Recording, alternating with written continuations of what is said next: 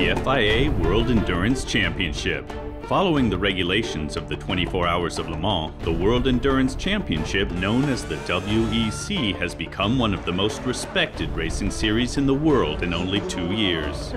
The reasons for its success are as simple as they are numerous. GT race cars wheel-to-wheel with Le Mans prototypes, amateur drivers next to professionals, petrol engines up against diesel engines, hybrid concepts competing with conventional drive systems. All that carried out on 8 of the most spectacular racetracks in the world, spread out over 4 continents, a unique combination in automotive racing. The WEC, the full championship of the endurance all around the world, is the base stage to make the demonstration of the top technology for race car.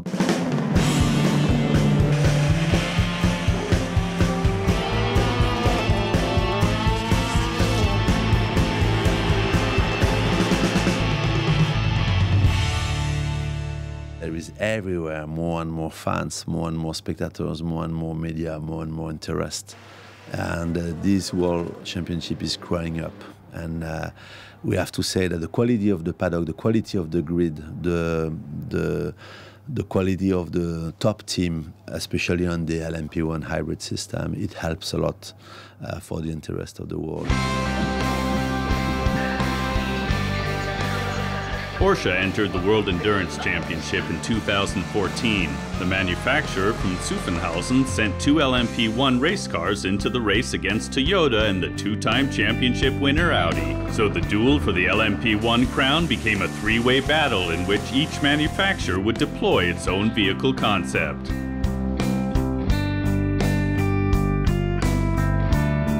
Audi once again started the season with its turbocharged V6 diesel engine, while Toyota entered its 8-cylinder petrol engine, and Porsche its 4-cylinder turbocharged petrol engine. And each manufacturer went their own way with the hybrid systems as well.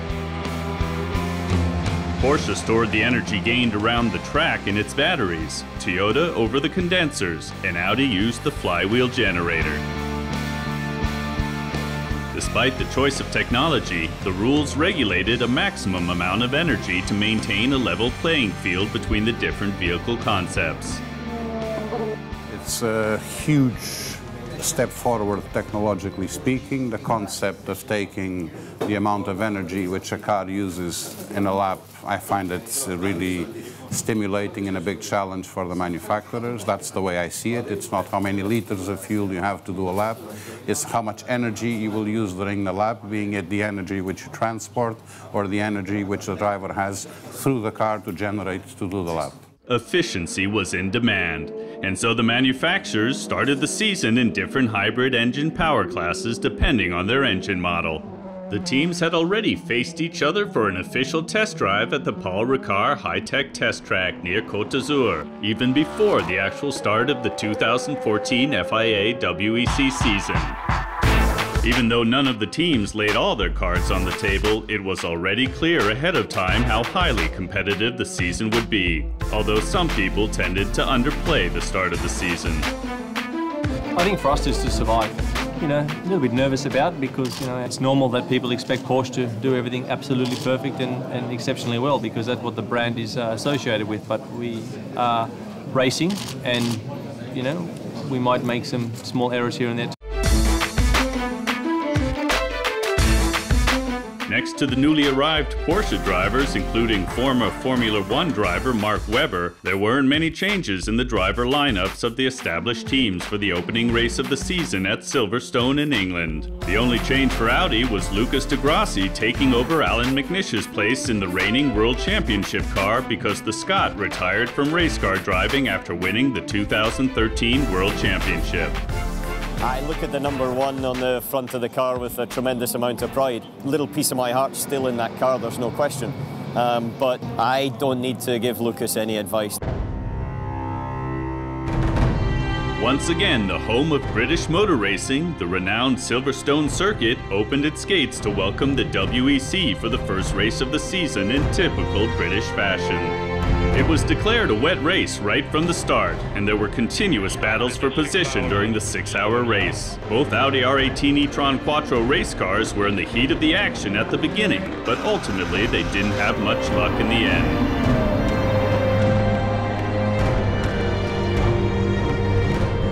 flying around through the field. So it made it really, really exciting, and I had a lot of fun in the car battling with them. And obviously, when you take the lead and you do the fastest lap, it means we have a good car, and it's a satisfaction. But then things start to go wrong.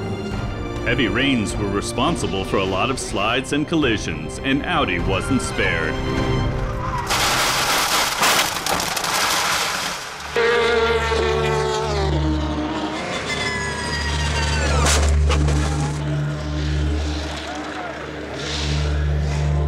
Though both drivers were unharmed, the manufacturer from Ingolstadt closed its pit doors at 4:15 p.m. local time, ending the opening race of the season shortly after its midpoint.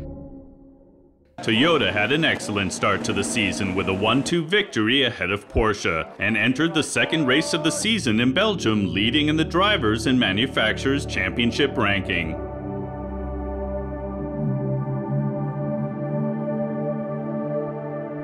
The Circuit de Spa-Francorchamps. The course of the track is unique in motorsports, and it's not known around the world as the Ardennes roller coaster for nothing. The classic Belgian track is traditionally presented at the obligatory grid walk.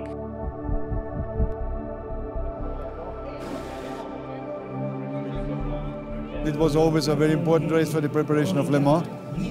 So we have to use it to the maximum. We had a tough week behind us to prepare the cars, but this gave a lot of motivation to everybody, and we're looking forward to a great race here.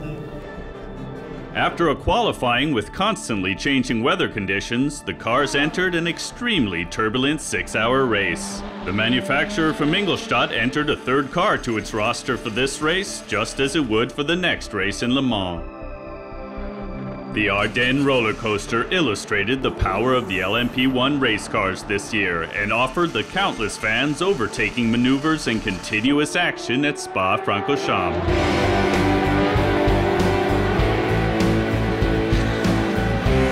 Ultimately, the team of Buemi, Davidson and Lapierre also won the Le Mans dress rehearsal and extended their lead in the Drivers' Championship ranking.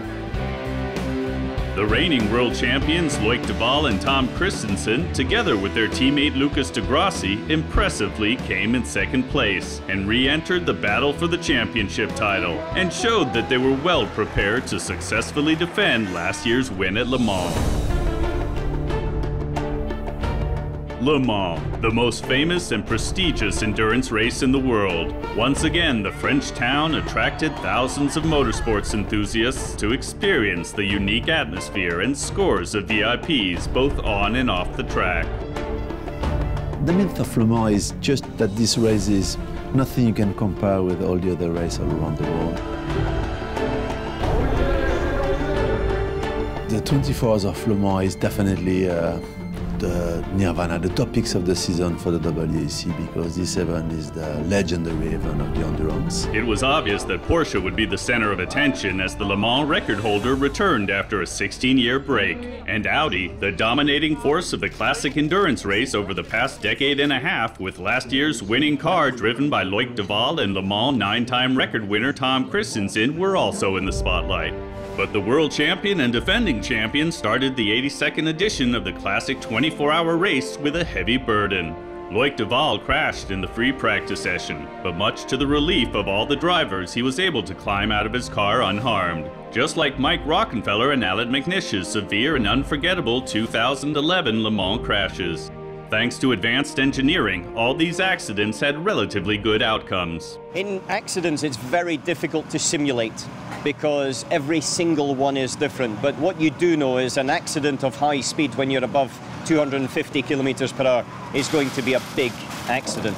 And Loic Duval had one at Le Mans in testing this year, a huge, huge shunt.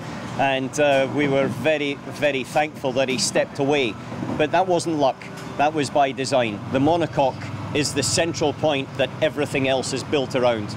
It is also, it's got crash structures to protect the driver and a new side impact zone here, just as on this point I'm at now.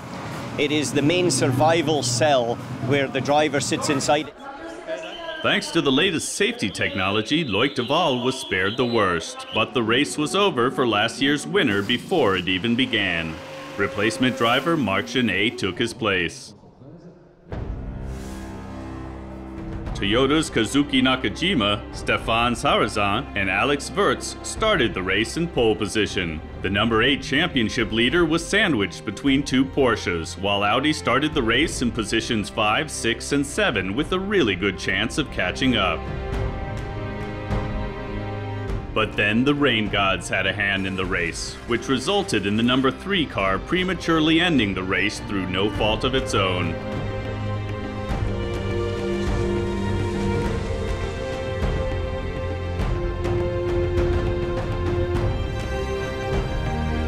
But the manufacturer from Ingolstadt didn't let that distract them. They continued to battle for position as if advertising the glory of motorsports, and ended with a 1-2 victory on the Sart. Marcel Fessler, André Lauterer, and Benoit Trellier claimed Audi's 13th victory out of 16 races in Le Mans, as well as a personal hat trick.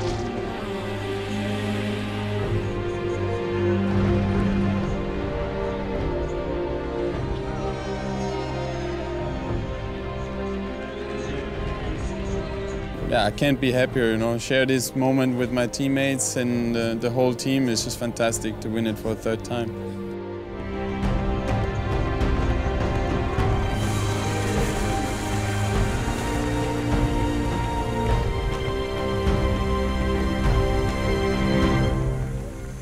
Audi claimed a lot of ground in the manufacturer's ranking with the double scoring of points in Le Mans, but Toyota still had a slight lead heading to the first overseas race in Austin, USA.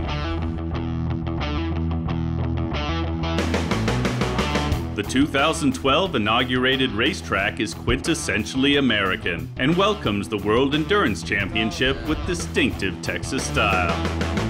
The 6-hour race started under blue skies and bright sunshine. The overseas premiere of the 2014 FIA WEC ran into the night and was filled with turbulence and fiercely competitive and close duels right from the start.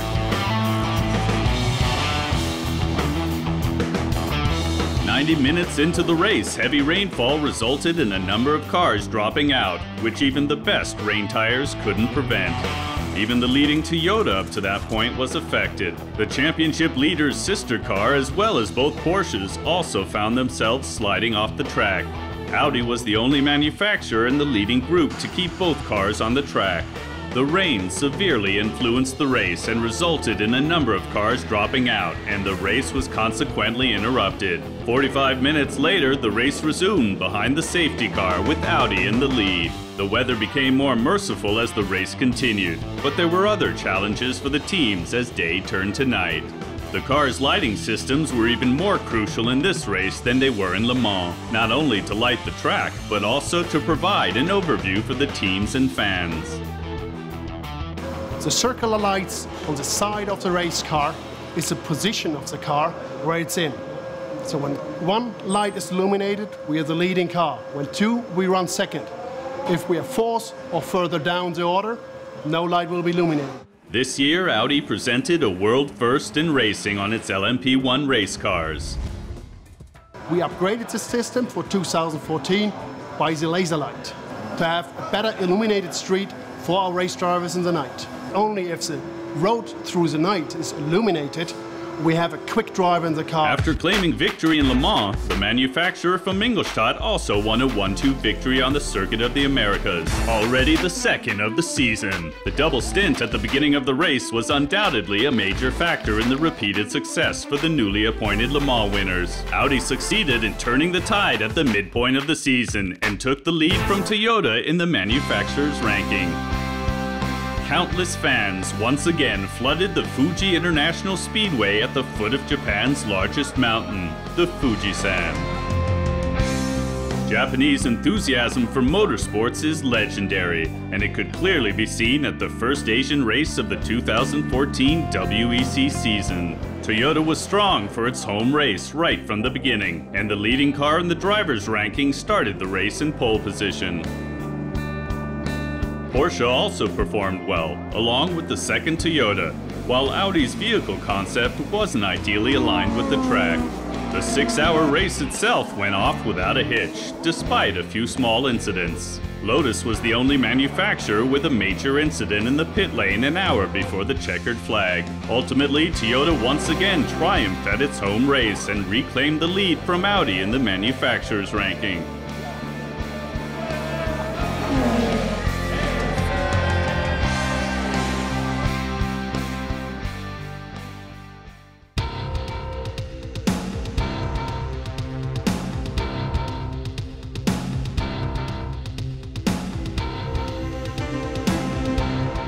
The Shanghai International Circuit, with the longest curve in motorsports, welcomed the WEC for the third-to-last race of the season. Porsche managed to score the pole position in the Middle Kingdom, its first milestone since returning to endurance racing.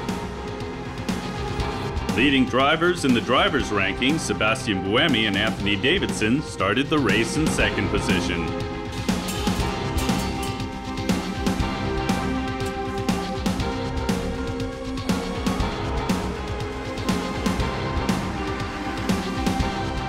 Audi started the race in the third row, and shortly after the race commenced, it was interrupted by the safety car. Both Toyotas took the opportunity to make their first pit stops, so they need one less pit stop during the rest of the race. Such an early pit stop for Audi didn't make sense due to the regulated tank volume and the intervals between stops.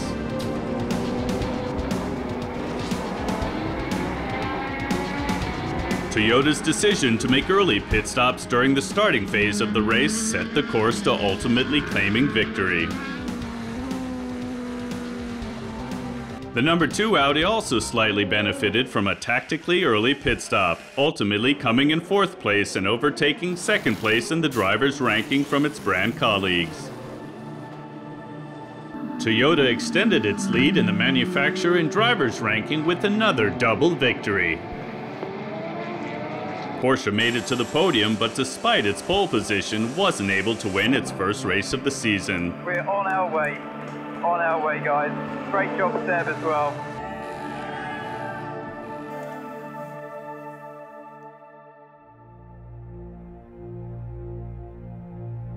Gün dolandı dağı taşı, dinmiyor gözümün yaşı.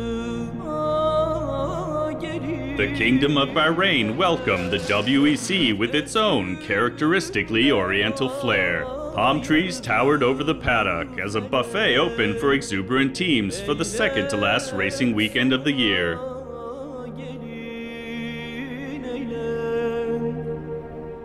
It's almost like having holiday here. So sometimes you have to remember that you're here for work and not for holiday. But then as soon as you're out on the track, for sure it's pretty difficult because the heat in the car is quite high. The sand sometimes with the wind, it comes all, each lap on another place back on the track. So it's quite tricky to predict actually how much grip is in the corner.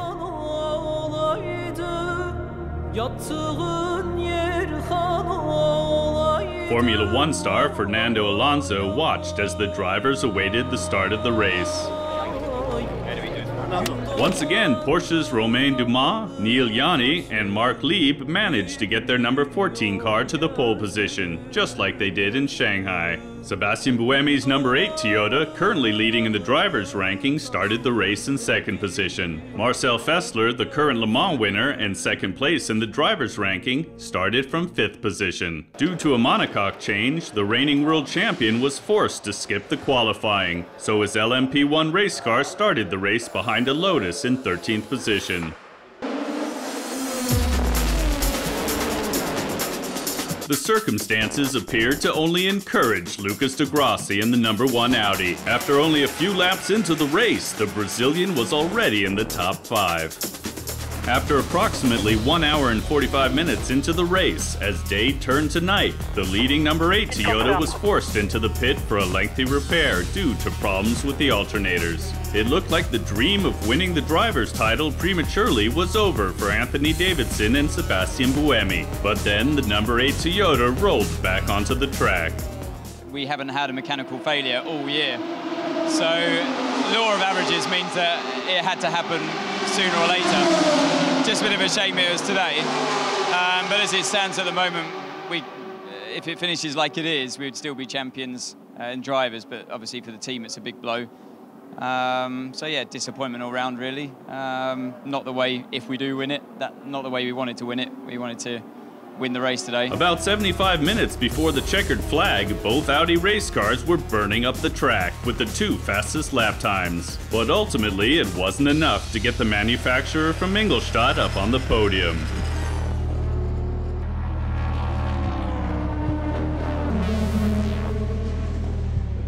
Porsche came in second and third place, while Alexander Wurz, Stefan Sarazan, and Mike Conway claimed their first victory of the season. Sebastian Buemi and Anthony Davidson came in 11th place and claimed the World Championship title in the drivers' ranking at the next-to-last race. The overall victory in the manufacturers' ranking between Toyota and Audi would ultimately be decided at the final race in Sao Paulo. But the focus before the race wasn't on this upcoming decision, but rather it was clearly on Tom Kristensen, the 9-time Le Mans winner and 2013 World Endurance Champion, who announced he'd be retiring from his impressive career shortly before the race began. I was being told that one day you might get the feeling that you want to stop. This feeling I've never had. And then a few weeks ago it came to the point that I would like to do my last race with the knowledge that everyone would know it's my last race. I didn't want to keep it secret.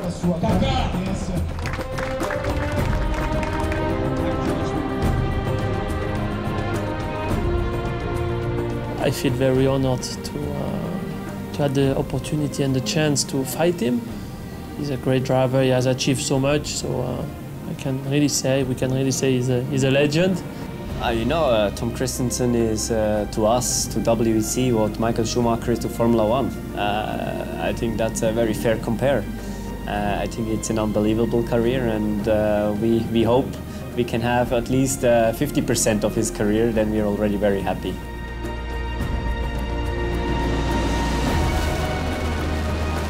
The season finale in Sao Paulo started off with a bang and soon had its first changes in position at the head of the pack.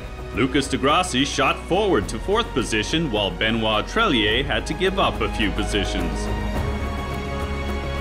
In the second third of the race, the lead position changed several times, but all 6 leading race cars managed to keep together, which kept the race open. At the very latest, at 5:19 p.m. local time, 1 hour and 41 minutes until the checkered flag, all eyes were focused on Tom Kristensen. That's when Mr. Le Mans climbed behind the wheel of the car currently in second place for the last time in his career.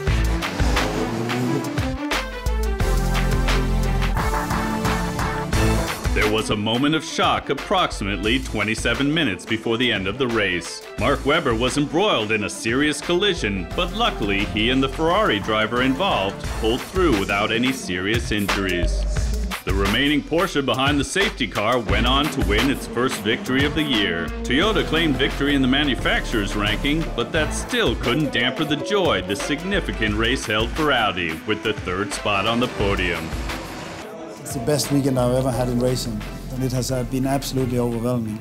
I'm if I dare say, the most proud person in the world today, the most happy person. It just proves that this is and was the perfect and right time for me to end my career. So yeah, it's a happy man returning home. After the FIA WEC season finale, Tom Kristensen happily hung his helmet up, but will remain with Audi as a consultant. Perhaps it's something that shouldn't be underestimated, because next year Sao Paulo will be replaced with the Nürburgring, and the battle for the endurance racing crown will start anew.